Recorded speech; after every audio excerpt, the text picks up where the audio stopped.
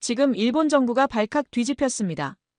일본이 세계 최고의 나라라고 믿었던 한 여고생의 충격적인 발언 때문인데요. 이로 인해 일본 정부도 어찌할 바를 모르는 상황이라고 합니다. 어쩌면 지금 일본에서 일어나고 있는 대지진들보다 더 큰 위기가 올지도 모르겠습니다. 대체 이 여고생의 어떠한 충격적인 발언 때문에 일본의 위기가 온 것일까요? 그 충격적인 이야기를 지금부터 함께 들어보겠습니다. 그 전에 잠깐 1초 만에 누를 수 있는 좋아요 버튼을 꼭 눌러주시면 영상 제작에 아주 큰 힘이 됩니다. 그럼 바로 사연 시작하겠습니다. 저는 매일 아침 거울 앞에서 같은 말을 되뇌었습니다. 일본이 세계에서 가장 위대한 나라라고요. 마치 아침 기도를 하듯 제 목소리가 거울에 부딪혀 돌아올 때까지 반복했어요. 안녕하세요. 제 이름은 타카하시 미오입니다. 도쿄의 명문 사립학교에 다니는 17살 여고생이에요. 겉으로 보기엔 평범한 가족이었지만 우리 가족에겐 아무도 모르는 비밀이 있었습니다. 저희 아버지는 대기업 임원이세요. 저는 매일 저녁 식사 시간이 되면 긴장했습니다. 그때마다 어김없이 시작되는 아버지의 한국 이야기 때문이었어요. 저녁 7시 식탁 위에 된장국 냄새가 피어오르면 아버지의 교육 시간이 시작됐습니다. 저는 아버지께서 젓가락을 드시며 말씀하시는 것을 지켜보았어요. 미오, 한국은 일본의 도움이 없었다면 이만큼도 발전하지 못했을 거다. 그들의 기술도 문화도 모두 우리 것을 베낀 거라고. 저는 고개를 끄덕였습니다. 당연한 일이었죠. 저는 학교에서도 친구들이 한류나 케이팝 이야기를 할 때면 콧웃음을 쳤어요. 제가 교실 창가에 앉아 말했습니다. 그게 뭐가 대단하다는 거야? 우리 음악이 훨씬 낫지 않아? 한국은 우리 문화를 따라하기만 하는걸? 저는 친구들이 고개를 저어도 개의치 않았어요. 아버지의 말씀이 절대적인 진리였으니까요. 매일 밤 저는 아버지께서 회사에서 있었던 일을 말씀하시는 걸 들었습니다. 한국 기업들과 경쟁하는 이야기, 일본 기술의 우수성을 설명하는 이야기였어요. 하지만 우리 어머니는 달랐습니다. 저는 어머니께서 늘 조용히 식사만 하시는 것을 보았어요. 아버지께서 한국 이야기를 하실 때면 어머니의 젓가락질이 잠시 멈추는 것도 알아챘습니다. 어느 늦은 밤이었어요. 시험 공부를 하다가 목이 말라 물을 마시러 나왔습니다. 새벽 1시 집안이 고요할 때였죠. 화장실에 가려고 복도를 지나다가 거실에서 새어나오는 희미한 불빛을 발견했어요. 어머니께서 태블릿으로 한국 드라마를 보고 계신 것을 보았습니다. 작은 소리로 흘러나오는 한국어 대사가 낯설었어요. 하지만 더 놀라운 건 어머니의 눈에서 흐르는 눈물이었습니다. 달빛에 비친 어머니의 눈물방울이 유리구슬처럼 반짝이는 것을 보았어요. 저는 그 자리에서 얼어붙었습니다. 왜 어머니는 한국 드라마를 보면서 우시는 걸까요? 평소에 의젓하고 조용한 어머니의 모습과는 너무나 다른 이 모습을 이해할 수 없었어요. 그러던 어느 날 학교에서 충격적인 발표를 들었습니다. 수학여행 장소가 한국으로 결정됐다는 소식이었어요. 교실이 술렁였지만 저는 당황스러웠습니다. 집에 돌아와 이 소식을 전했고 아버지께서 미간을 찌푸리시는 것을 보았어요. 하지만 의외로 반대하시지는 않으셨습니다. 그날 밤 어머니께서 제 방을 찾아오셨습니다. 어머니의 손이 떨리고 계신 게 보였어요. 평소와는 다른 긴장감이 느껴졌습니다. 달빛이 비치는 창가에서 어머니의 표정은 더욱 심각해 보였어요. 그리고 어머니께서 건네시는 하얀 봉투를 받았습니다. 그 안에는 서울의 주소가 적힌 종이가 들어있었어요. 글씨체는 낯설었지만 정성스러워 보였습니다. 어머니의 떨리는 목소리를 들었어요. 이번 여행에서 꼭 이 주소로 가보렴. 내가 알아야 할 진실이 있단다. 그리고 갑자기 복도에서 들리는 아버지의 발소리가 들렸습니다. 어머니는 순식간에 제 방에서 사라지셨어요. 마치 그림자처럼 소리도 없이 사라진 어머니의 모습이 오랫동안 제 마음속에 남아 있었습니다. 창밖으로 도쿄의 밤거리를 바라보았습니다. 수많은 네온사인이 반짝이는 도시 풍경 너머로 의문이 떠올랐어요. 어머님께서 말씀하셨던 제가 알아야 할 진실이 무엇이며 우리 가족에게는 어떤 비밀이 있는 걸까? 그리고 일주일 후 한국으로 수학여행을 떠나는 날이 왔습니다. 기대 반, 설레임 반이었던 한국 여행의 시작이었죠. 비행기를 타고 수많은 구름과 넓게 펼쳐진 바다를 지나 우리는 인천공항에 도착하였습니다. 인천국제공항에 첫 발을 내딛는 순간 놀라움을 감출 수 없었습니다. 눈앞에 펼쳐진 광경은 아버지께서 말씀하시던 것과는 전혀 달랐어요. 거대한 유리 천장과 현대적인 디자인의 건물에 입이 떡 벌어졌습니다. 나리타 공항과는 비교도 안 되는 규모였어요. 천장에서 쏟아지는 자연광이 공항 전체를 환하게 비추고 있었습니다. 입국장으로 향하는 길에 처음 마주친 건 에어스타라는 안내 로봇이었어요. 로봇이 다가와 말을 걸었습니다. 안녕하세요. 무엇을 도와드릴까요? 항공편 정보나 체크인 카운터 위치를 안내해드릴 수 있습니다. 깜짝 놀랐어요. 로봇이 한국어는 물론 일본어, 영어, 중국어까지 4개 국어로 완벽하게 대화할 수 있다는 사실이 믿기지 않았거든요. 저기, 화장실이 어디인가요? 일본어로 물어보자 에어스타는 곧바로 대답했습니다. 네, 화장실은 이쪽입니다. 제가 안내해드리겠습니다. 로봇이 앞장서서 걸어가는 모습을 보며 더욱 놀라웠어요. 이런 첨단 기술이 한국에 있다니 아버지의 말씀과는 너무 달랐습니다. 그리고 저는 입국 절차를 받기 위해 검역대에 올라섰어요. 간단한 체크를 마치고 세관 신고를 했습니다. 곧이어 외국인 전용 입국 심사대 앞에 섰죠. 다행히 오전 시간이라 대기 시간이 길지 않았어요. 법무부 직원의 친절한 안내를 받으며 지문과 얼굴 사진을 찍었습니다. 그런데 갑자기 친구 유키가 팔을 잡아당겼어요. 미호, 여기 봐. 한국의 교통카드 시스템이 정말 대단해. 2004년부터 시작해서 지금은 전국 어디서나 사용할 수 있대. 안내판을 자세히 살펴보니 정말이었습니다. 2014년부터는 하나의 카드로 전국의 버스와 지하철을 모두 이용할 수 있다고 했어요. 특히 편의점에서도 사용 가능하다는 점이 신기했습니다. 공항철도를 타고 서울로 향했어요. 차량 내부가 믿을 수 없이 깨끗한 것에 또 한 번 놀랐습니다. 의자는 새 것처럼 반짝였고 바닥에는 먼지 하나 없었어요. 창밖으로 스쳐 지나가는 도시 풍경을 바라보며 깊은 생각에 잠겼습니다. 아버지께서 항상 말씀하시던 후진국의 모습은 어디에도 보이지 않았거든요. 오히려 몇몇 부분에서는 일본보다 더 발전한 것 같았습니다. 그때 핸드폰에 어머니의 메시지가 왔어요. 화면을 보는 순간 가슴이 덜컥 내려앉았습니다. 잘 도착했니? 그 주소. 잊지 않았지? 가방에서 어머니가 주신 봉투를 꺼내 주소를 다시 한번 확인했어요. 서울특별시 종로구로 시작하는 주소를 읽으며 어머니의 떨리던 목소리가 다시 한번 떠올랐습니다. 창밖으로 보이는 서울의 풍경이 낯설면서도 이상하게 친근하게 느껴졌어요. 마치 오래전부터 알고 있던 도시를 다시 만난 것 같았습니다. 전철이 지하로 들어서자 창문에 비친 제 모습이 눈에 들어왔어요. 뺨이 붉어져 있는 게 보였습니다. 이상한 일이었죠. 처음 오는 도시인데 왜 이렇게 가슴이 뛰는 걸까요? 유키가 건넨 관광 안내 책자를 천천히 펼쳐보았어요.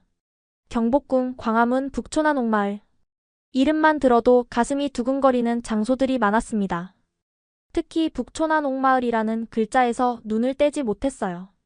어머니가 주신 주소가 바로 그곳에 있었기 때문입니다. 도대체 그곳에서 무엇을 발견하게 될까? 어머니의 비밀은 무엇일까? 궁금증이 점점 커져갔습니다. 저희는 첫 번째 목적지인 경복궁에 도착을 했어요. 경복궁 앞에 서서 웅장한 궁궐의 정문을 바라보았습니다. 1395년 태조 이성계가 세운 이곳을 보며 가슴이 뛰었어요. 솔직히 말하면 처음에는 별 기대가 없었습니다. 가이드 선생님의 설명을 들으며 궁 안으로 들어섰어요. 여러분, 이곳이 조선 왕조의 법궁 경복궁입니다. 북쪽으로는 북악산을 배경으로 하고 있죠. 광화문을 지나면서 그동안의 생각이 얼마나 얕았는지 깨달았습니다.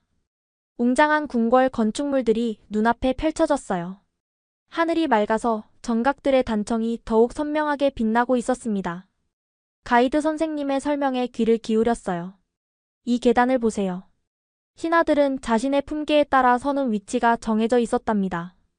이 건축물들은 주례라는 고대 건축서를 기반으로 설계되었어요. 돌계단을 올라가며 상상에 잠겼습니다. 수백 년 전 이 계단을 오르내리던 사람들의 발자국 소리가 들리는 것만 같았어요.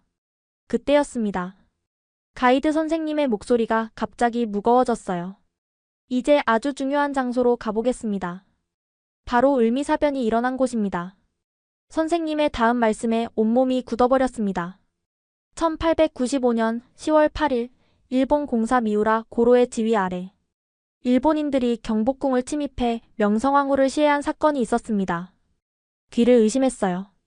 학교에서 배운 내용과는 완전히 달랐기 때문입니다. 일본은 조선을 식민지화하기 위해 이런 만행을 저질렀습니다. 명성황후는 일본의 침략 정책에 강하게 반대하셨기 때문이에요. 머릿속이 하얘지고 주변의 소리가 멀어지는 것 같았습니다. 역사책에서는 이런 이야기를 전혀 배우지 못했어요. 갑자기 이름이 불렸습니다. 타카하시 미오 학생. 떨리는 목소리로 대답했어요. 네, 어머님께서 전해달라고 하신 것이 있습니다. 가이드 선생님께서 건네주신 봉투를 받았어요. 봉투 안에는 북촌 한옥마을의 주소가 적혀 있었습니다. 이곳에서 내가 만나야 할 사람이 있단다. 부디 진실을 받아들일 준비를 하렴. 어머니의 글씨체였어요. 하지만 이상했습니다. 한글로 적혀 있었거든요. 경복궁을 나오면서 깊은 생각에 잠겼습니다. 우리나라가 저지른 잘못된 역사적 사실들을 마주하니 마음이 무거웠어요. 더 혼란스러웠던 건 어머니에 대한 것이었습니다. 어머니가 이미 이 모든 것을 알고 계셨다는 사실이 놀라웠어요. 어머니와 한국은 대체 어떤 관계가 있는 걸까? 주소가 적힌 종이를 다시 읽어보았습니다. 북촌 한옥마을이라는 곳. 결심이 섰어요. 반드시 이곳에 가봐야겠다고. 발걸음이 새로운 진실을 향해 움직이기 시작했습니다. 가슴 한켠에서는 두려움이 피어올랐지만 동시에 알 수 없는 용기도 함께 솟아났어요. 어머니의 글씨가 적힌 주소를 다시 한번 확인하며 북촌 한옥마을로 향하는 발걸음을 재촉했습니다. 좁은 골목길을 따라 걸으며 주변을 둘러보았습니다. 돌담 사이로 비치는 늦은 오후의 햇살이 따뜻했어요. 몇 번의 굽이진 길을 돌아 마침내 그 집 앞에 도착했습니다. 기와지붕을 얹은 한옥 앞에서 잠시 발걸음을 멈췄어요. 대문 앞에 서서 한참을 망설였습니다. 심장이 마구 뛰었어요. 용기를 내어 대문을 두드렸습니다. 잠시 후 안에서 발소리가 들렸어요. 누구세요? 한글로 적혀있던 편지처럼 안에서 한국어가 들려왔습니다. 낯선 할머니의 목소리였어요. 타카하시 미오라고 합니다. 어머니께서. 말이 채 끝나기도 전에 대문이 벌컥 열렸어요. 머리가 하얗게 센 할머니와 마주쳤습니다. 할머니의 눈에는 눈물이 고여 있었어요. 드디어 내 손녀를 만나는구나. 할머니의 말씀에 충격을 받았습니다. 손녀라뇨? 어떻게 이분이 할머니일 수 있는지 이해할 수 없었어요. 들어오렴. 이야기할 게 많구나. 한옥 안으로 들어서자 마당에 오래된 감나무가 눈에 들어왔습니다. 할머니를 따라 대청마루로 올라갔어요. 네, 어머니. 미나는 내 딸이란다. 할머니의 말씀에 온몸이 굳어버렸습니다. 어머니의 본명이 미나라는 것도 한국인이었다는 것도 처음 듣는 이야기였어요. 1980년대 후반 내 어머니는 일본으로 유학을 갔지. 그곳에서 내 아버지를 만났고 할머니의 이야기에 놀라움을 감출 수 없었습니다. 어머니는 원래 서울대학교 국문학과 학생이었다고 해요. 일본 문학을 공부하기 위해 도쿄대학으로 유학을 가셨고 그곳에서 아버지를 만나 사랑에 빠지셨대요. 하지만 내 할아버지, 아버지 쪽 할아버지는 한국인 며느리를 절대 받아들일 수 없다고 하셨어. 결국 내 어머니는 모든 걸 포기하고 일본인이 되기로 했단다. 믿을 수 없었습니다. 그동안 알고 있던 정체성이 무너지는 것 같았어요. 그래서 어머니는 한 번도 말씀하시지 않은 거예요? 그래. 너를 지키기 위해서였단다. 하지만 이제는 내가 진실을 알 때가 됐다고 생각하시나 보구나. 할머니께서 오래된 앨범을 꺼내 오셨어요. 그 안에는 한 번도 보지 못했던 어머니의 모습이 담겨 있었습니다. 교복을 입고 친구들과 찍은 사진, 대학 시절의 모습. 전부 한국에서의 추억이었어요. 문득 한 장의 사진이 시선을 사로잡았습니다. 어머니가 한복을 입고 환하게 웃고 계신 모습이었어요. 그 옆에는 지금의 할머니, 아니 외할머니가 계셨습니다. 눈물이 왈칵 쏟아졌어요. 지금까지 어머니가 혼자 감당해 오신 아픔이 고스란히 전해지는 것 같았습니다. 할머니의 따뜻한 손길이 어깨에 닿았어요. 그 손길에서 어머니의 체온과 비슷한 온기가 느껴졌습니다. 그제서야 이해할 수 있었어요. 왜 어머니가 항상 조용히 눈물을 흘리셨는지, 왜 한국 드라마를 보시면서 그리워하셨는지. 밤이 깊어갈수록 할머니의 이야기는 계속 이어졌습니다. 그리고 마침내 다음 이야기가 기다리고 있었어요. 할머니께서는 어머니의 옛 제자를 만나보라고 하셨습니다. 그는 지금 강남에서 회사를 운영하고 있다고 했어요. 다음 날 아침 강남으로 향하는 지하철에 몸을 실었습니다. 할머니께서 알려주신 주소를 들고서요. 고층 빌딩 숲 사이를 걸으며 마음을 가다듬했어요. 건물 안내 데스크에서 물어보니 어머니의 옛 제자 김도윤이라는 분은 한류 콘텐츠를 제작하는 회사의 대표라고 했어요. 엘리베이터를 타고 15층으로 올라가는 동안 심장이 계속해서 쿵쾅거렸습니다. 사무실 문을 열자 젊은 직원이 반갑게 맞이해 주었어요. 안녕하세요. 타카하시 미호님이시죠? 대표님께서 기다리고 계세요. 김도윤 씨는 상상했던 것보다 훨씬 젊었습니다. 29살이라고 했어요. 그의 사무실 창 너머로 서울의 화려한 전경이 펼쳐져 있었습니다. 오실 줄 알았어요, 미호 씨. 김도윤 씨는 따뜻한 미소로 맞이하며 말했습니다. 차 한잔 하시겠어요? 자리에 앉자 그가 말을 이었어요. 사실 전 미나 이모님. 아, 죄송해요. 타카하시 미나님의 제자였어요. 어머니의 제자라고요? 네, 이모님은 한국에서 최고의 일본어 교수셨거든요. 도쿄로 떠나시기 전까지는요. 책상 위에 놓인 오래된 사진 한 장이 눈에 들어왔습니다. 젊은 시절에 어머니가 대학 강단에 서서 강의하시는 모습이었어요. 이모님은 서울대학교에서 일본 문학을 가르치셨어요. 우리나라 최고의 일본 문학 전문가셨죠. 학생들 사이에서는 전설적인 분이셨어요. 놀라움을 감출 수 없었습니다. 항상 조용하고 순종적이었던 어머니가 이렇게 당당한 모습이었다니요. 하지만 결혼 이후 모든 걸 포기하셔야 했죠. 일본 가문의 며느리가 되기 위해서. 김도윤의 목소리에서 안타까움이 묻어났어요. 그가 서랍에서 낡은 노트 하나를 꺼내주었습니다. 이건 이모님의 강의 노트예요. 지금도 우리 학교 도서관에는 이모님의 논문들이 보관되어 있답니다. 일본 문학을 한국에 소개하는데 큰 역할을 하셨거든요. 노트를 받아들고 한 장 한 장 넘겨보았어요. 어머니의 단정한 한글 필체가 가득했습니다. 그동안 몰랐던 어머니의 열정이 이 노트에 고스란히 담겨 있었어요. 이모님은 항상 말씀하셨어요. 문학에는 국경이 없다고. 한국과 일본이 서로를 이해하는 데는 문학만 한 게 없다고요. 어머니가 왜 이런 꿈을 포기하셔야 했는지 이해할 수 없었습니다.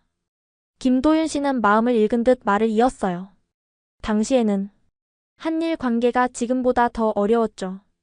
게다가 일본의 전통적인 가문에서 한국인 며느리를 받아들인다는 건.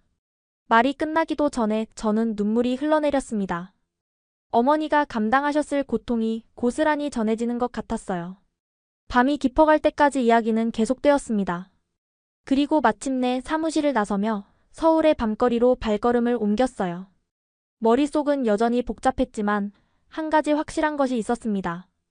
이제는 더 많은 진실을 알고 싶다는 것. 김도윤 씨의 사무실을 나와 저는 홀로 서울 밤거리를 걸었습니다. 너무 많은 이야기를 들어서 머리가 복잡했어요. 어머니의 과거 모습이 계속 머릿속을 맴돌았습니다. 강남역 근처의 밤거리는 여전히 활기찼어요. 밤 10시가 넘었는데도 거리는 사람들로 붐볐습니다. 화려한 네온사인들이 밤하늘을 수놓았고 맛있는 음식 냄새가 골목골목에서 피어올랐어요. 편의점에 들러 음료수를 하나 샀습니다. 계산대 앞에서 잠시 멈춰 섰어요. 어머니도 이런 거리를 걸으며 청춘을 보내셨겠지. 문득 가슴이 먹먹해졌습니다. 밤 공기가 차가워지기 시작해 숙소로 돌아가기로 했어요. 신호등 앞에서 길을 건너려는 순간이었습니다. 갑자기 오토바이 한 대가 빠른 속도로 코너를 돌아왔어요. 경적 소리가 귓가를 울렸습니다. 삑! 순간적으로 뒤로 물러섰지만 발이 꼬여 중심을 잃고 말았어요. 아스팔트 위로 넘어지면서 무릎이 세게 부딪혔습니다. 아! 날카로운 통증이 밀려왔어요. 무릎에서 피가 배어나왔고 손바닥도 까졌습니다. 들고 있던 음료수는 바닥에 쏟아졌어요. 괜찮으세요? 누군가가 달려와 손을 내밀었습니다. 고개를 들어보니 검은 후드티를 입은 남자가 걱정스러운 표정으로 바라보고 있었어요. 많이 다치셨나요? 일어나실 수 있으세요? 그는 한국외국어대학교 일본어과 3학년 민수라고 자신을 소개했어요. 여기 좀 다치셨네요. 근처 약국까지 모셔다 드릴게요. 혼자 걸으실 수 있나요? 민수가 팔을 부축해 주었습니다. 그의 따뜻한 손길에서 진심 어린 걱정이 느껴졌어요. 약국까지 가는 동안 이야기를 나눴습니다. 민수는 일본 문학을 전공하고 있다고 했어요. 특히 무라카미 하루키를 좋아한다고 했습니다. 저는 한국과 일본이 서로를 더 이해했으면 좋겠어요. 우리는 사실 많이 닮았잖아요. 민수의 말에 깊은 감동을 받았습니다. 약국에서 그는 직접 약을 사와 상처를 치료해 주었어요. 이제 괜찮으시죠? 택시 좀 잡아드릴게요. 혹시 숙소가 어디신가요? 택시를 기다리는 동안에도 민수는 곁을 지켜주었어요. 아버지께서 항상 한국인들이 일본인을 싫어한다고 하신 말씀이 떠올랐습니다. 하지만 지금 경험하는 건 완전히 달랐어요. 정말 감사합니다. 이렇게까지 신경 써주시고. 당연한 거예요. 국적이 뭐가 중요한가요? 어려움에 처한 사람을 돕는 건 인간의 기본이죠. 민수가 운전기사님께 숙소 주소를 알려주고 작은 쪽지도 건네주었습니다. 제 연락처예요. 혹시 서울에서 도움이 필요하시다면 언제든 연락주세요. 택시를 타고 돌아가는 길에 깊은 생각에 잠겼어요. 서로를 미워하는 게 과연 무슨 의미가 있을까? 한 사람의 따뜻한 마음이 그동안 가졌던 모든 편견을 무너뜨린 것 같았습니다. 숙소에 도착해 거울을 보니 눈가가 붉어져 있었어요. 울었던 걸까요? 하지만 이상하게도 마음은 따뜻했습니다. 무릎의 상처보다 더 크게 마음속 상처가 치유된 것 같았어요. 밤이 깊어갈수록 오늘 하루 있었던 일들이 주마등처럼 스쳐 지나갔습니다. 어머니의 과거, 김도윤의 이야기, 그리고 민수의 친절까지. 이제는 아버지께도 모든 것을 털어놓아야 할 때가 왔다고 생각했어요. 하네다 공항에 도착하자마자 마음이 무거워졌습니다. 가방 속에는 외할머니가 주신 앨범과 김도윤 씨에게 받은 어머니의 강의 노트가 들어 있었어요. 이제는 더 이상 진실을 숨길 수 없다는 걸 알았습니다. 집으로 가는 전철 안에서 끊임없이 생각이 꼬리를 물었어요. 어떻게 아버지께 말씀드려야 할지 아버지의 반응이 두려웠습니다. 하지만 민수 씨의 따뜻했던 마음이 떠올랐어요. 이제는 진실을 마주할 용기가 필요했습니다. 현관문을 열자 어머니가 맞이해 주셨어요. 어머니의 눈빛이 달라 보였습니다. 마치 모든 것을 알고 계신 듯한 표정이었어요. 다녀왔습니다. 어서와 미호야. 아버지께서 서재에서 기다리고 계셔. 심장이 쿵쾅거렸어요. 어쩌면 아버지께서 이미 알고 계신 걸까요? 떨리는 발걸음으로 서재 문을 열었습니다. 아버지는 창가에 서서 밖을 바라보고 계셨어요. 늘 당당하고 위험 있어 보이시던 아버지의 뒷모습이 왠지 외로워 보였습니다. 아버지, 말씀드릴 게 있습니다. 아버지가 천천히 돌아보셨어요. 평소와는 다른 깊은 눈빛이었습니다. 아버지 이제 알아요. 한국은 절대 후진국이 아닙니다. 그리고 전 절반이 한국인이었어요. 침묵이 흘렀습니다. 아버지의 표정이 굳어졌지만 용기를 내어 계속 말을 이었어요. 인천국제공항은 나리타보다 더 현대적이었어요. 거리는 깨끗했고 사람들은 친절했습니다. 그리고 외할머니도 만났어요. 아버지의 눈에 순간 놀람이 스쳤습니다. 경복궁에서 들은 이야기, 김도윤 씨에게 들은 어머니의 과거, 그리고 한국에서 겪은 모든 일을 하나하나 말씀드렸어요. 어머니는 서울대학교 교수셨더군요. 일본 문학을 가르치시던. 아버지는 한동안 아무 말씀도 하지 않으셨습니다. 창밖으로 석양이 물들고 있었어요. 마침내 아버지가 입을 여셨습니다. 미호, 미안하다. 내게 진실을 말하지 못해서. 아버지의 목소리가 떨렸습니다. 처음 보는 모습이었어요. 사실 난 늘 알고 있었다. 내 어머니가 얼마나 대단한 분이었는지, 얼마나 많은 것을 포기하셨는지.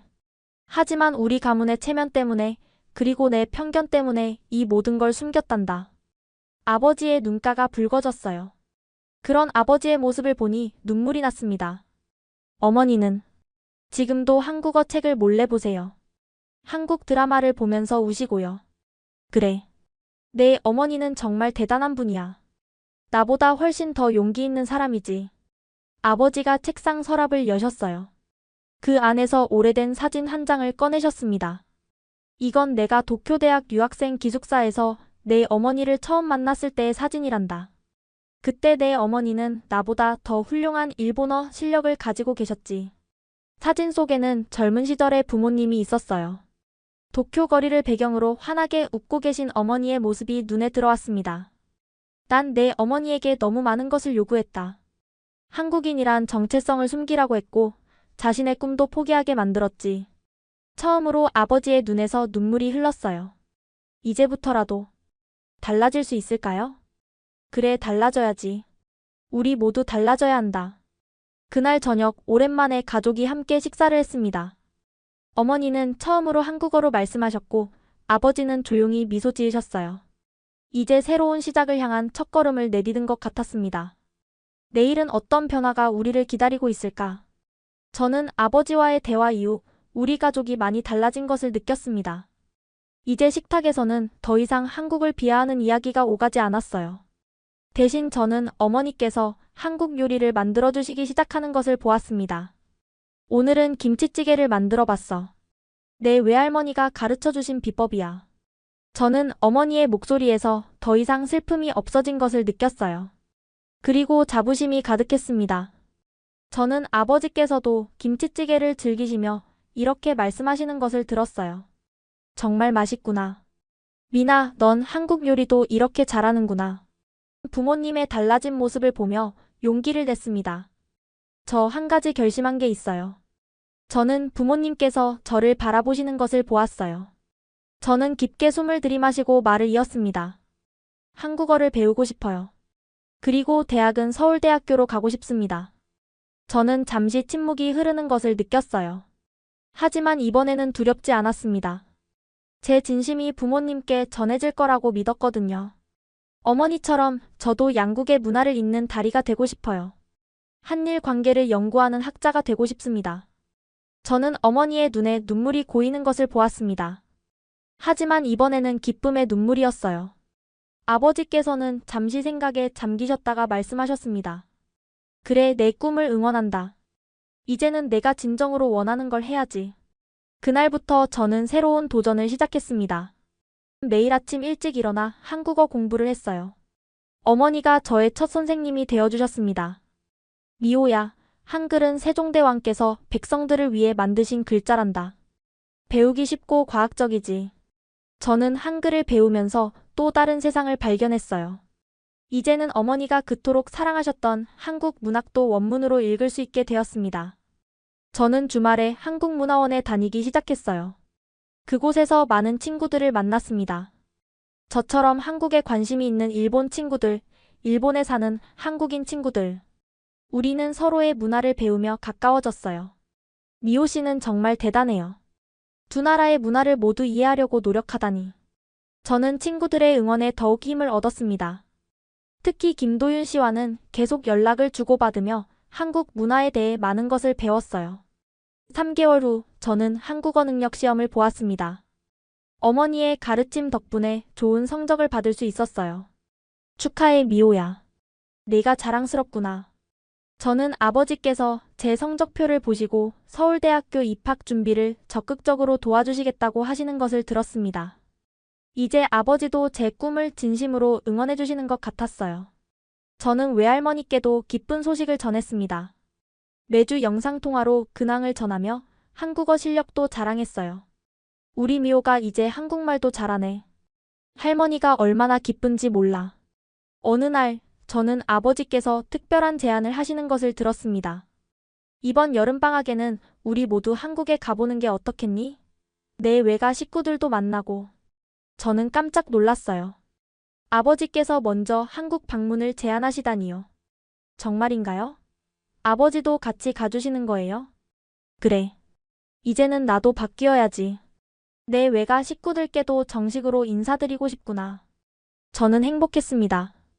이제 더 이상 숨기지 않아도 된다는 게 얼마나 기쁜지 몰랐어요. 제가 한국인이면서 동시에 일본인이라는 사실을 그리고 그것이 부끄러운 게 아니라 자랑스러운 일이라는 것도요. 지금의 저는 꿈이 있습니다. 한국과 일본 양국의 문화를 이해하고 서로를 이어주는 다리가 되는 것. 어머니가 그러셨듯이 저도 두 나라의 아름다움을 많은 사람들에게 전하고 싶어요. 이제 저는 압니다. 진정한 힘은 서로를 이해하고 존중하는 데서 온다는 것을요. 그리고 우리가 다르다는 건 서로를 미워할 이유가 아니라 더 풍성해질 수 있는 기회라는 것을요. 오늘도 저는 제 꿈을 향해 한 걸음 더 나아갑니다. 이제 제 인생은 새로운 챕터를 향해 달려가고 있어요. 더 이상 두렵지 않습니다. 왜냐하면 이제는 진정한 제 모습을 찾았으니까요. 오늘 사연 어떠셨나요? 우리는 때때로 편견이 또 다른 편견을 낳는 모습을 보며 많은 생각에 잠기곤 합니다. 하지만 용기를 내어 한 걸음 내디딘다면 그 벽을 뛰어넘을 수 있지 않을까요? 짧은 시간이었지만 그녀는 책이나 미디어에서 보지 못했던 진짜 대한민국을 마주했습니다.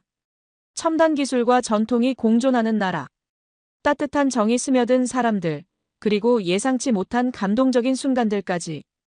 이 모든 것이 그의 시야를 넓혀주었죠. 지금 이 순간에도 많은 사람들이 서로의 문화를 배우고 이해하며 더 나은 다리를 만들어가고 있습니다. 과연 그녀가 돌아가서 가족과 친구들의 마음을 어떻게 움직였을까요? 여러분의 생각을 아래 댓글로 남겨주세요. 그리고 이 이야기가 마음에 닿았다면 주변 사람들과 함께 나누며 더 깊이 이야기해보는 건 어떨까요? 오늘 사연은 여기까지입니다. 구독과 좋아요는 영상 제작에 아주 큰 힘이 됩니다. 내일 더 좋은 영상으로 찾아뵙겠습니다. 우리 구독자님들의 가정에 행복만이 가득하시기를 진심으로 바라겠습니다. 긴 영상 함께 해주셔서 정말 감사합니다.